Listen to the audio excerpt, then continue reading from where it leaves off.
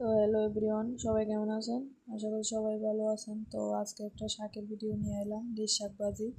তো শাকটিকে প্রথমে কাটটা ধুইয়া বয়া দিছি একটু তেল দিয়া। তো দেখতে থাকেন। তো একটু হলুদ দিয়ে দিলাম,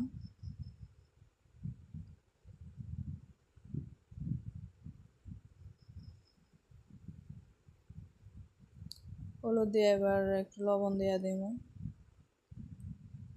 লবণ দিয়ে দিয়েছি। তো একটু লবণ দিয়া এরপরে একটু লাইড়া টাইড়া এরপরে ঢাকনা দিয়ে দেবো সিদ্ধ হওয়ার লাগা।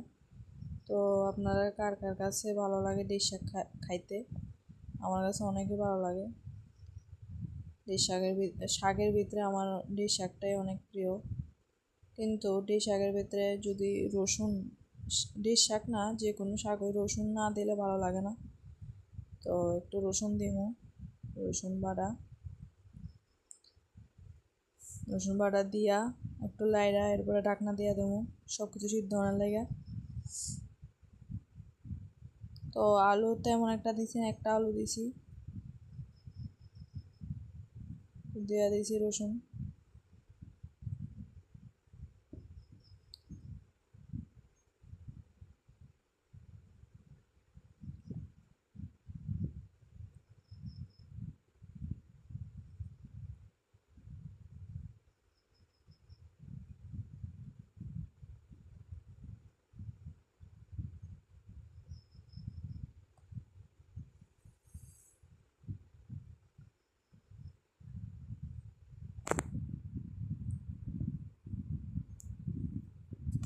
ঢাকনা দিয়ে দিলাম। তো আমার মোটামুটি সিদ্ধ হয়ে গেছে সব,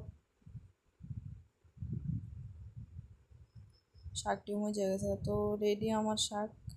তো ভিডিওটা কেমন লাগছে কয়েন, ভালো লাগে লাইক কমেন্ট শেয়ার করে দিন। ধন্যবাদ সবাই।